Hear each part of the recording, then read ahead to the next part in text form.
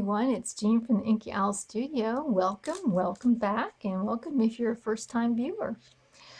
Today I am going to turn this digital envelope printout into a box, and if you're intrigued as to how I do it, I hope you stick around. In the meantime, please subscribe, like this video, and share it with someone you think would be interested. So I printed out this envelope onto cardstock. Now I went ahead and glued another sheet of paper, printed paper, onto the back to make it a rather heavy box, but probably in most situations you may not have to do that. But I just wanted to show you that's what I did to prepare it. And if you do that gluing, then make sure this is fully dry before you start manipulating it. So the first thing that we need to determine is to take a look at these flaps over here. And all these digital envelope printouts have a flap. And at the edge of the flap is where you'll want to draw a line down your paper. Let's see. All right, like this. This is going to be the line you cut. And you're going to cut both sides down that line so that you include that full flap. Now that flap is going to determine how wide your box is going to be. So this will be sort of like a stationary box rather than a square box. And I'm going to cut that off. Once it is cut off, what I like to do is I like to make a template out of the width of that flap. So mine was about 5/8 of an inch wide. So that's how wide I made my template.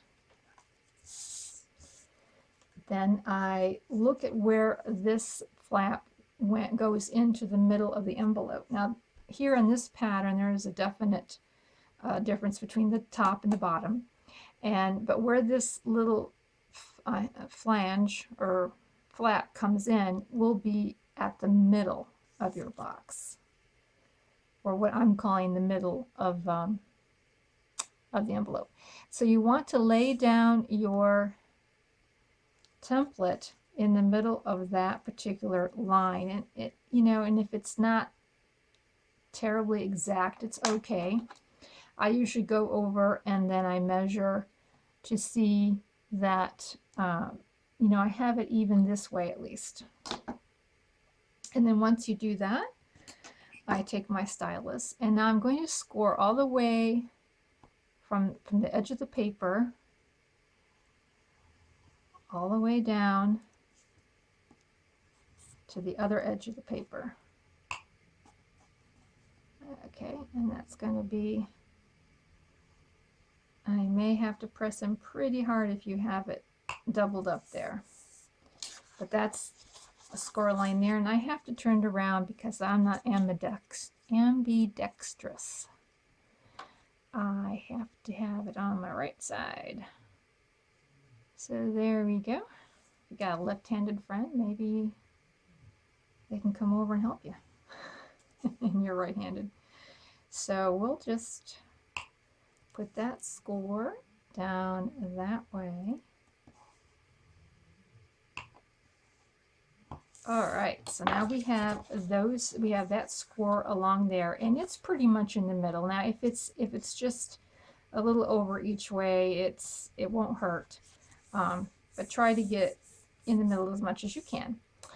And then once you've done that, then you're going to go ahead and cut off at the bottom of your envelope, this section right off here.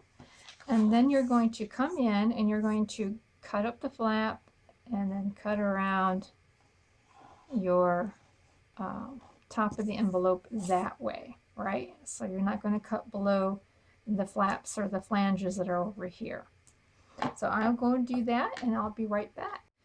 I did want to mention that if you're not going to glue paper on the inside, then maybe you should print on both sides of your cardstock so that the inside, as you lift the lid up, will look nice as well. Now we're going to score right all the way down from here down to here, right along the side. Right down like this. And of course, if you want to do this on a scoreboard, you probably will have a better crease, but it is possible without one. So we're just going to do that on both sides, right at the edge.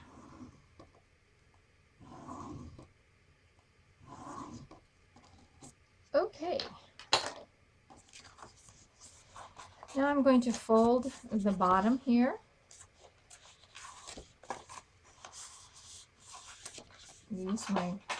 Do a good job of burnishing it. And I'm going to fold over here as well.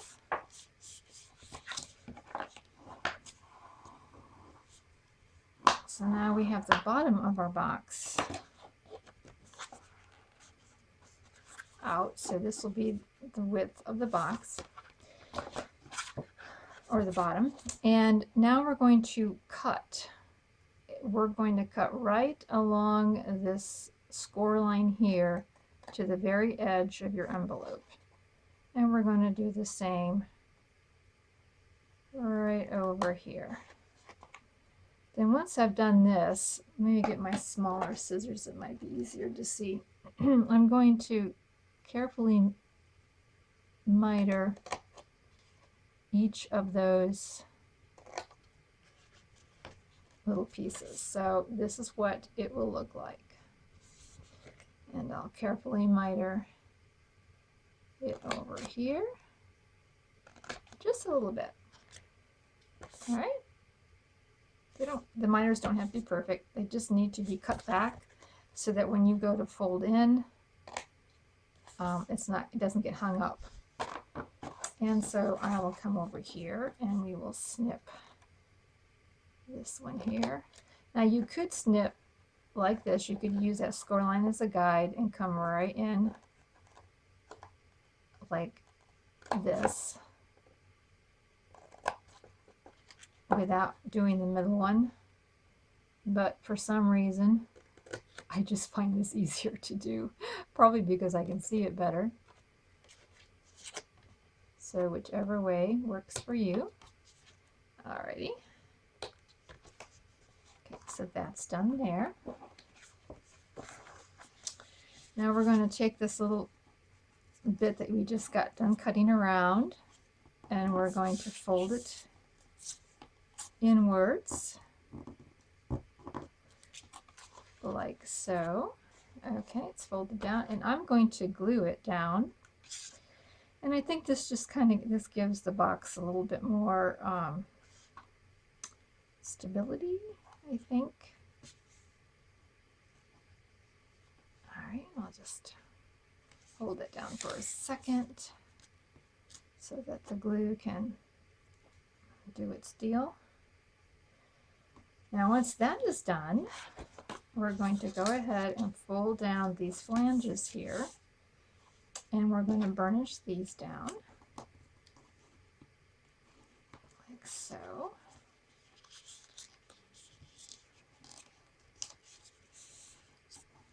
Now I'm working with, this sheet of paper and a piece of cardstock, so it is a little bit more trickier to fold and burnish.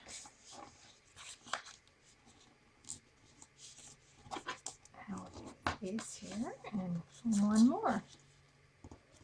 All right, you probably can start seeing where this is going to take you.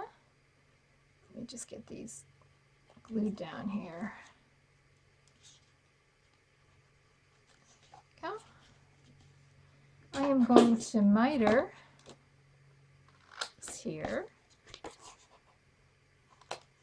And this one, it should be already somewhat mitered, but I am going to increase that just a tad. All right. All right. Now we are going to glue, these two sides together, and we're going to glue these two sides together like so. Okay, looking pretty good, huh? Looking like a little box, I would say. And probably before we do that, this would be a good time then to go ahead and score.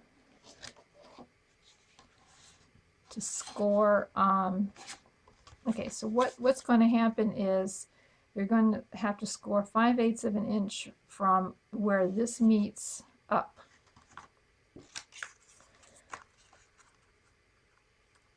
All right, so this lid is meeting right about there, so you need to score both sides.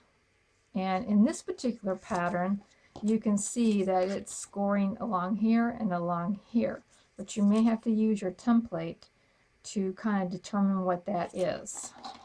So it's usually right here where the two flanges meet or come up to the top.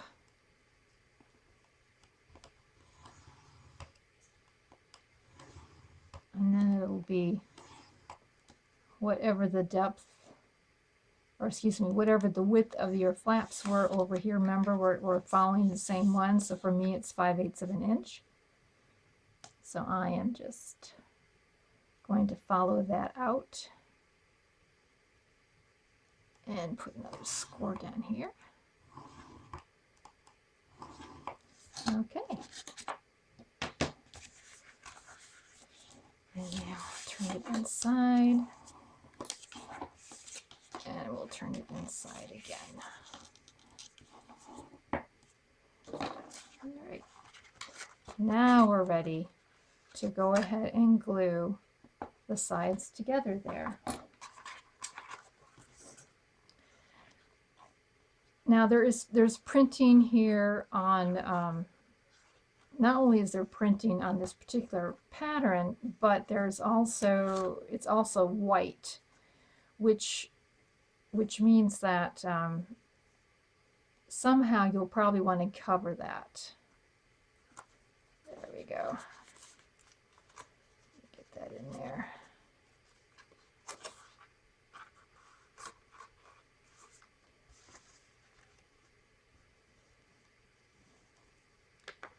Oops. Usually the flange is closer to the color of your envelope, but not always.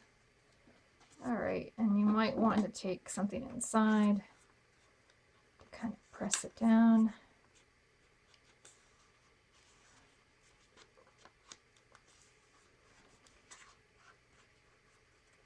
There we go. Get it glued up together. So now you have your box form.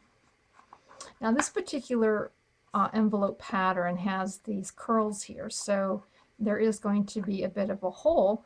A pattern that has like a flap that comes down pretty square is not going to have that. So just let you know about that. Now what you can do, or what I do, is I take a piece of scrap paper. All right, I have also inked around the edges because I wanted to get rid of any kind of white or light color. So everything's been distressed and inked around a little bit, and I took two pieces of paper, the 5/8 of an inch that we've been working with, or whatever your flanges measurements are, and I then put that right down here. Just filled this ink bottle. Man, oh man. I must really be going through the ink, huh? And I take a piece. This piece is about 6 inches long, but you want it to be like an inch longer on both sides, like so. All right. Then I go ahead and I glue it down inside here. All right, and this is the time that I can make this a little bit more square looking, right? Rather than having this going on, I can make it look just a little more square, the way, clean up the edges, so to speak. And then I'm going to glue course, the bottom down. All right, and that'll sort of help secure that a little bit. And it blends in with, you know, the rest of the envelope. Now you can always put a strip and glue it all the way around, which would probably even shore up your, in fact, if you had a piece of cardstock, printed cardstock, and you did that all the way around, it probably would shore up the envelope or the box even more so. So that's a thought. In fact, I might try that next time. As a matter of fact, I am going to just cut this straight here. All right, I'll just stick her down here. There. Looks nice and finished off. Now another option besides putting these strips of paper on would be to put lace. Put in pieces of lace all the way down the side. And let me just go ahead and finish it off down here. Then once we've done that, you have to make a decision of how you want to close your box. Okay. So what I like to do, and actually I have already made one here, is I like to put in an eyelet. And I've got some seam binding here that I just put in with a knot, and that way it can be closed up this way. And on this one, you know, I went ahead and I put lace down the two sides like that. But there you go. There is your little box. And so this particular box is going to be holding ephemera pieces for the folio quartet that I'm making. It could also be a really cute, if you put like a little notebook in here that's the size of this, it could be a little holder for a notebook. I mean, how cute would that be? So yeah, we've got all those options there. So I certainly hope that you will try doing this, and it's kind of fun. I'm sure someone else has done it somewhere, but this is just what kind of occurred to me when I was working with it. And please, we'll talk to you next time. Bye.